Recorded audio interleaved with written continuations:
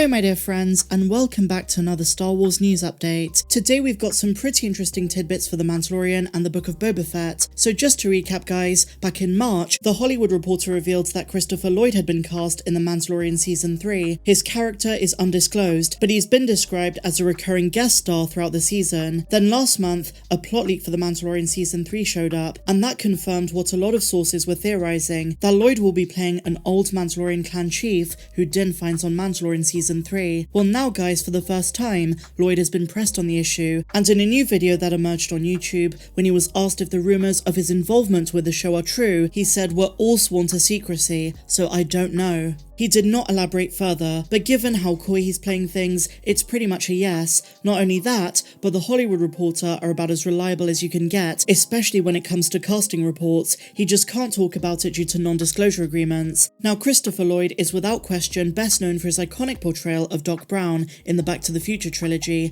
as well as starring in Clue, Who Framed Roger Rabbit, and The Addams Family. All I can say is great Scott. He's going to make for a fantastic addition to The Mandalorian Season 3. In other news, Ming-Na Wen says she's hoping for a second season of the Book of Boba Fett. At Fan Expo Boston, she was asked about what future projects she's excited to work on, to which she answered the second season of the Book of Boba Fett. She goes on to say, I hope. I never count my chickens before they hatch. In this business, you just never know. Knock on wood, they'll be announcing that soon, I hope. And so many of us are behind her on that. I'd love another installment of the show, but in the meantime, we can look forward to Ming-Na Wen and Temuera Morrison featuring in The Mandalorian Season 3. At this stage, it doesn't look like a second season of Boba was planned, but Favreau always leaves the door open for future possibilities. But this is one I'm sure will be revisited at some stage, even if Lucasfilm don't seem to have that in the cards right now. We've got to bear in mind that next month, we have both D23 and Disney Plus Day, where Star Wars announcements have been promised. At both, Lucasfilm have a slot where it's expected they will elaborate on the future of Star Wars, so maybe a Boba announcement could happen then. Unlikely, but never say never. Now speaking of Fan Expo, Ewan McGregor's opened up about the Kenobi series, and he unveiled some very juicy details. He spoke about Liam Neeson's return, but also he confirmed the show was originally going to focus on Luke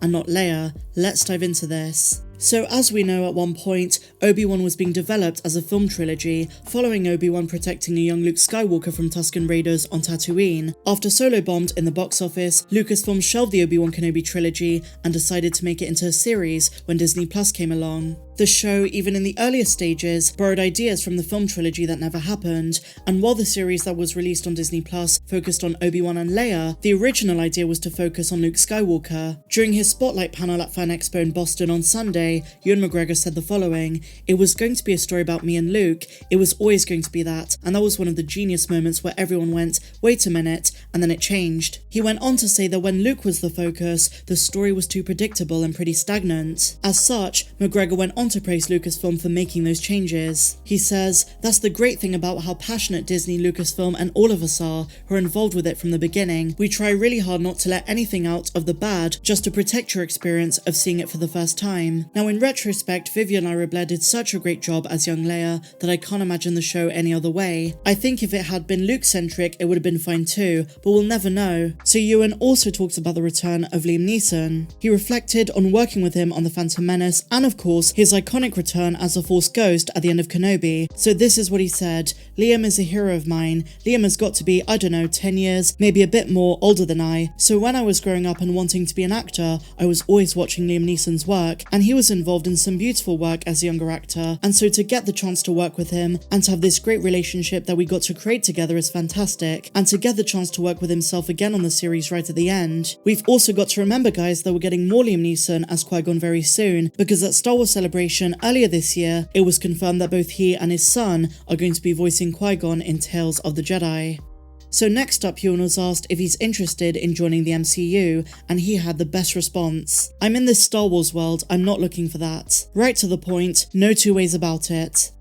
And so now guys, just a very brief update for Jedi Survivor, the sequel to Jedi Fallen Order. There's a rumour going around, and I saw this on Game Rant, that the second trailer is dropping very soon, the official and final trailer for the game. Survivor is still rumoured to release in February or March of next year, and so a wild rumour going around is that the second trailer is due for release, with some saying it could feature at D23. That seems a bit early, but you never know. We did just get the teaser trailer at Star Wars Celebration, so they might give it another few months, but as we come into the fall, it's likely likely we're going to get the full trailer before the year is out. And they might do what they did for Fallen Order, where there's not just one official trailer but multiple ones. There was one called Cal's Mission, so they might do that for Survivor as well as the main trailer. Let's wait and see.